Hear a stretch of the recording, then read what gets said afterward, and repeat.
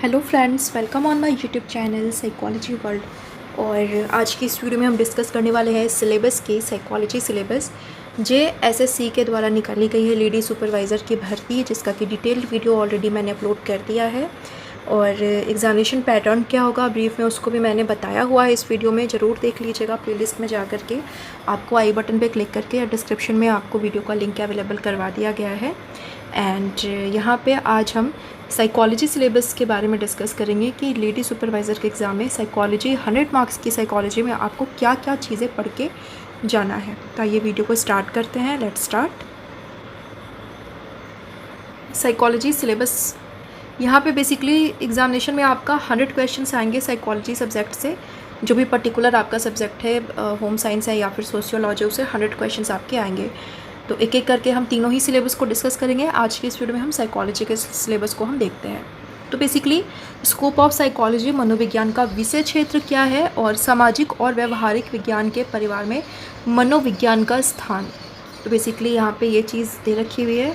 Psychology examination, हम किसी भी एग्जामिनेशन की बात करें, कुछ चीज़ें हैं जो कि आपको लगभग हर एग्ज़ाम में आपको देखने को मिलती हैं। उनमें से एक टॉपिक आपका ये वाला भी है कि मनोविज्ञान का स्कोप क्या है। यहाँ से भी काफ़ी, क्योंकि जैसे जैसे रिसर्चेस बढ़ते जा रहे हैं वैसे वैसे इसका स्कोप भी बढ़ता चला जा रहा है।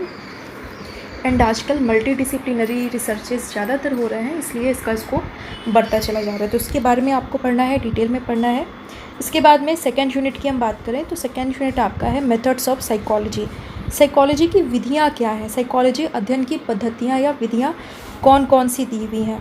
और इसके अंतर्गत आपको पढ़ना है मनोविज्ञान की प्रणाली या तंत्रीय समस्याएं, मनोवैज्ञानिक अनुसंधान का सामान्य अभिकल्प यानी कि आपका रिसर्च डिज़ाइन है, मनोवैज्ञानिक अनुसंधान के टाइप्स पढ़ना है, मनोवैज्ञानिक मापन की विशेषताएं पढ़नी है। तो इन चीज़ों को डिटेल में करना है आपने। और इसमें से बहुत सारे टॉपिक, सिलेबस का बहुत सारा टॉपिक आपको मेरे चैनल पर मिल जाएगा। प्लेलिस्ट में चले जाइएगा, अलग अलग प्लेलिस्ट बनी हुई है। अभी रिसेंटली बिहार का एग्जामिनेशन लिया गया है, बिहार PGT। इसके बाद में UPHESE, नेट JRF साइकोलॉजी की प्लेलिस्ट अलग से बनी हुई है। तो अगर आप प्लेलिस्ट को ध्यान से देखेंगे तो आपके यहाँ पे इस सिलेबस से 50% सिलेबस आपका मेरे चैनल पर ही कवर हो जाएगा, मेरे चैनल के वीडियोस देखकर ही कवर हो जाएगा। और इसके बाद आगे बात करते हैं। यूनिट 3 है आपका मनोव्यवहार की प्रकृति, उद्गम और विकास। तो यहाँ पे अनुवांशिकता और पर्यावरण, नेचर और नर्चर को यहाँ पे स्टडी करना है आपने। सांस्कृतिक कारक, व्यवहार, सामाजिकरण की प्रक्रिया और राष्ट्रीय चरित्र का संकलन, इन चीज़ों को यहाँ पे पढ़ना है। इसके बाद में कॉग्निटिव प्रोसेस, कॉग्निटिव प्रोसेस क्या है, किस तरह से होता है। पर्टिकुलर वर्ड को भी पढ़िएगा कि ये कॉग्निटिव वर्ड है, संज्ञान वर्ड है, कब आया, किसके द्वारा दिया गया, इन चीज़ों पर भी विशेष नज़र अपना डाल लीजिएगा। एंड यहाँ पे प्रत्यक्ष ज्ञान क्या है, प्रत्यक्ष ज्ञान के सिद्धांत, प्रत्यक्ष ज्ञान के संगठन, व्यक्ति प्रत्यक्ष प्रात्यक्षिक रक्षा क्या है, प्रत्यक्ष ज्ञान का कार्यात्मक उपागम, प्रत्यक्ष ज्ञान तथा व्यक्तित्व आकृति अनुप्रभाव, प्रत्यक्ष ज्ञान शैली, प्रात्यक्षिक अपसामान्य और सतर्कता, इन टॉपिक्स को आपको यहाँ पे कवर कर लेना है। आगे देखते हैं लर्निंग, अधिगम, संज्ञानात्मक अधिगम। यहाँ पे बेसिकली इसकी थ्योरीज को पढ़ना है, जिसमें कॉग्निटिव है, क्रिया प्रसूत तथा क्लासिकल अनुकूलन उपागम, यानी कि स्किनर की थ्योरी है, पैवलो की थ्योरी है, कॉग्निटिव थ्योरी है। अधिगम, परिघटना विलोप, विभेद और सामान्यीकरण क्या है, विभेद, अभिगत, प्राथमिकता अधिगम और प्रागामिक अधिगम, इन टॉपिक्स को आपको करना है। इसमें से भी 3-4 टॉपिक ऑलरेडी मैंने अपने चैनल पे करवा रखे हुए हैं अलग अलग एग्जामिनेशन के ड्यूरिंग में, तो वहाँ से आप देख लीजिएगा।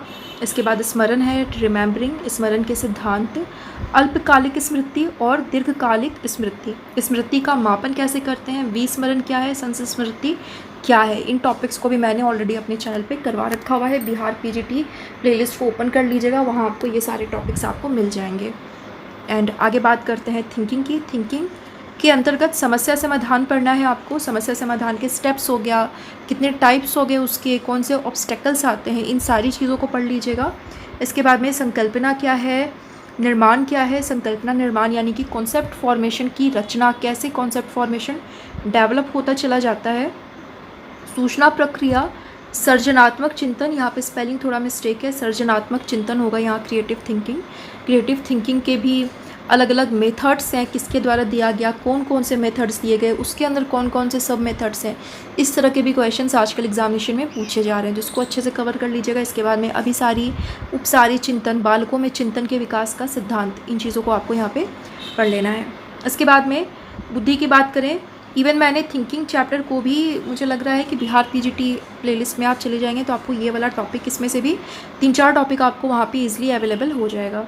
इंटेलिजेंस में बेसिकली बुद्धि की प्रकृति क्या है, बुद्धि का मापन कैसे करते हैं, सृजनात्मकता का मापन कैसे करते हैं, दोनों में क्या रिलेशन है, बुद्धि और सृजनात्मकता में क्या रिलेशन है, अभिक्षमता का मापन और सामाजिक बुद्धि की संकल्पना, इन टॉपिक्स को यहाँ पे कवर कर लेना है।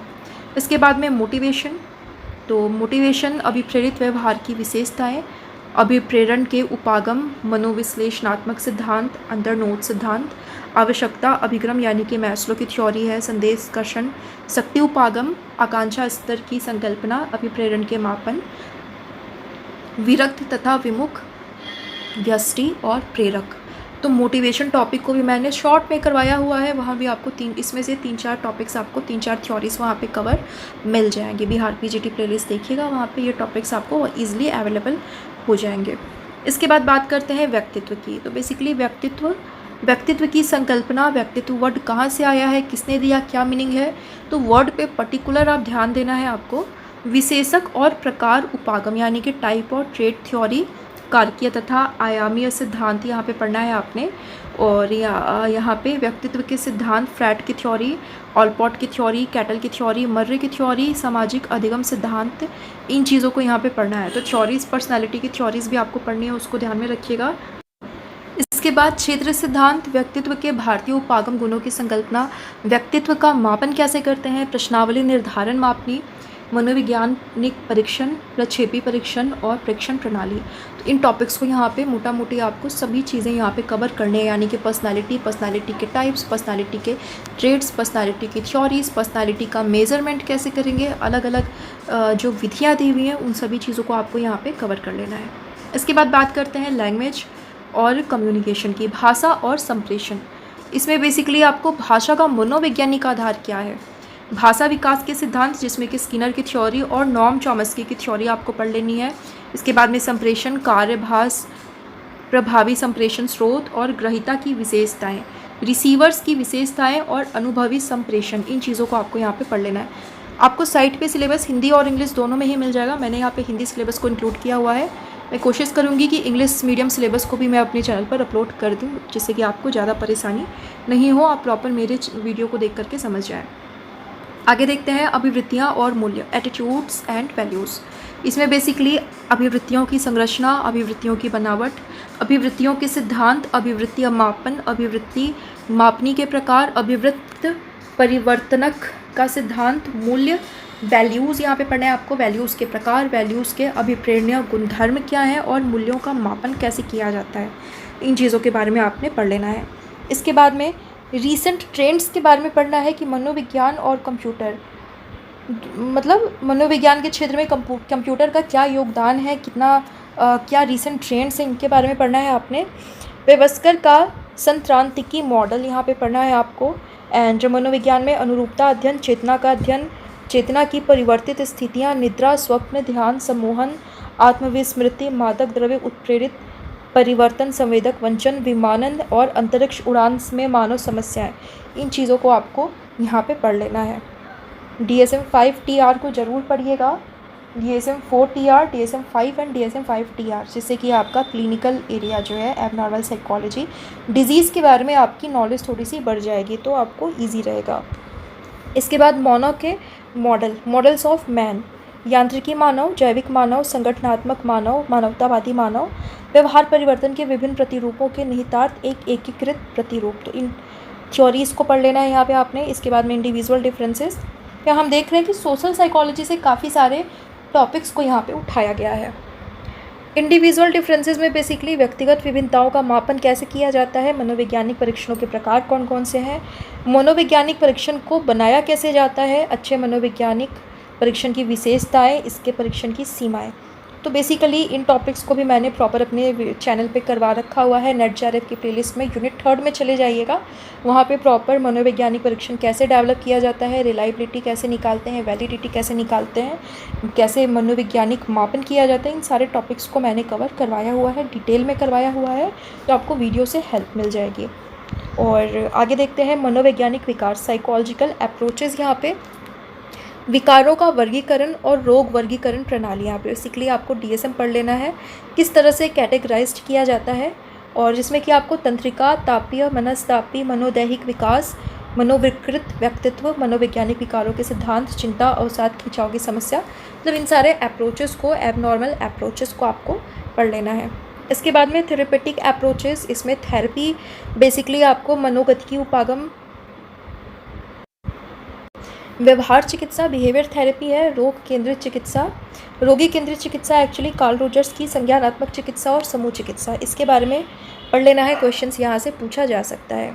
इसके बाद में इंडस्ट्रियल से भी क्वेश्चंस है, इंडस्ट्रियल के भी टॉपिक्स दे रखे हुए हैं, संगठनात्मक तथा औद्योगिक समस्याओं में मनोविज्ञान का अनुप्रयोग, व्यक्तिक चयन, प्रशिक्षण, कार्य, अभिप्रेरण, सिद्धांत, कृत्य, अभिकल्पन, नेतृत्व प्रशिक्षण, सद्भागी प्रबंध, इन टॉपिक्स को आपको यहाँ पे कर लेना है। इसके बाद में लघु समूह, स्मॉल ग्रुप्स की संकल्पना क्या है, इसके गुण क्या क्या है, कार्यरत समूह, समूह व्यवहार के सिद्धांत, समूह व्यवहार की मापक, अंतःक्रिया, प्रक्रिया विश्लेषण, अंतर व्यक्ति संबंध। तो बेसिकली इंडस्ट्रियल से जो टॉपिक्स आते हैं क्वेश्चन में ही उसका आंसर छिपा हुआ होता है। अगर आप बहुत अच्छे से ध्यान से अगर कॉन्सेंट्रेट करके क्वेश्चन को पढ़ते हैं, उसके ऑप्शंस को देखते हैं, तो ज़्यादा डिफ़िकल्टी नहीं होती है। बेसिकली मतलब एग्जाम्पल में ही, डेली रूटीन से ही सिचुएशनल बेस्ड क्वेश्चन ही पूछे गए होते हैं।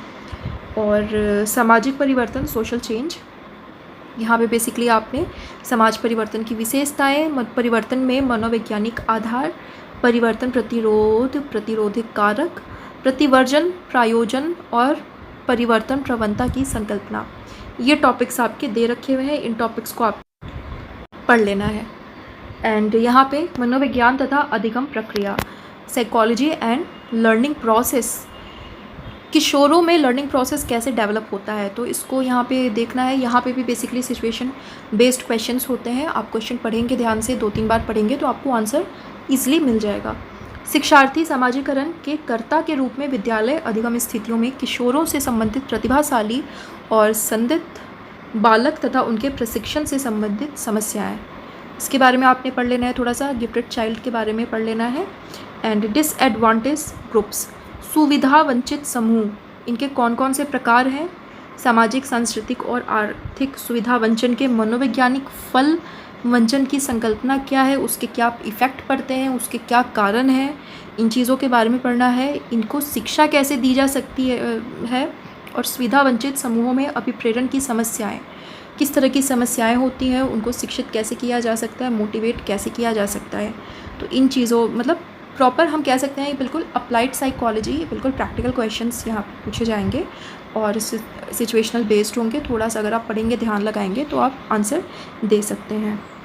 आगे देखते हैं मनोविज्ञान तथा सामाजिक एकीकरण की समस्या, और इसमें बेसिकली सजातीय पूर्वाग्रह की समस्या, पूर्वाग्रह की प्रकृति, पूर्वाग्रह की अभिव्यक्ति, पूर्वाग्रह का विकास, पूर्वाग्रह का मापन, पूर्वाग्रह में सुधार, पूर्वाग्रह और व्यक्तित्व और सामाजिक एकीकरण के उपाय, ये सारे टॉपिक्स आपको पढ़ लेना है। क्योंकि ये लेडी सुपरवाइज़र आपको बेसिकली आगे जा कर के सुपरविज़न बेसिकली आपका जो जॉब कंटेंट होगा इसी तरह का होगा, इसी तरह से रिलेटेड होगा, इसीलिए इस तरह का सिलेबस यहाँ पे दिया गया है।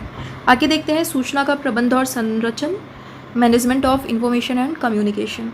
तो सूचना प्रबंध में मनोवैज्ञानिक कारक, सूचना अतिभार, प्रभावी संचरण, ये प्रॉपर एक एक टर्म्स को ध्यान से पढ़िएगा, इसका क्या मतलब है, टर्म्स पे बहुत ध्यान रखना है। प्रॉपर डेफिनेशन पूछ ली जाती है, सीधे सीधे क्वेश्चंस पूछ लिए जाते हैं, किसने दिया, कब दिया, हो सके अगर ये भी पढ़ लें तो, अगर हो सकता है तो ये भी कर लीजिए, तो आपके लिए काफ़ी हेल्पफुल हो जाता है। इसके बाद में प्रभावी संचरण के मनोवैज्ञानिक आधार, जनसंचार और समाज में उनकी भूमिका, दूरदर्शन का प्रभाव, प्रभावी विज्ञापन का मनोवैज्ञानिक आधार क्या होगा, इससे रिलेट करके बिल्कुल प्रैक्टिकल क्वेश्चंस आपसे पूछे जा सकते हैं। और लास्ट है समकालीन समाज की समस्याएं, खिंचाव का प्रबंध यानी स्ट्रेस, और ये मध्यव्यसनता, और मादक द्रव्य व्यसन सामाजिक विसामान्य, इसका क्या कारण है, कैसे हम रोक सकते हैं, किस तरह के डिजीज़ेज़ होते हैं, इनकी साइकोलॉजी कैसी होती है, एंड किशोर उपचार अपराध विसामान्य का पुनः स्थापन, वयोवृद्धों की समस्याएं, इन टॉपिक्स के बारे में भी आपने पढ़ लेना है। तो प्रॉपर ये साइकोलॉजी का सिलेबस है।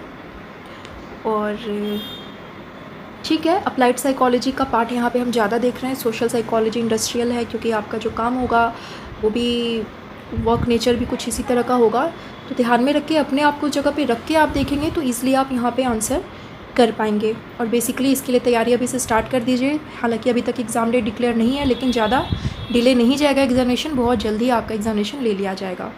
सो आज के लिए इतना ही। उम्मीद है वीडियो आपको अच्छी लगी होगी। अगर आपको इंग्लिश मीडियम में भी सिलेबस चाहिए तो आप मुझे कमेंट करके बताइएगा, मैं इंग्लिश वर्जन भी लेकर आऊँगी। एंड आज के लिए इतना ही। Thank you so much.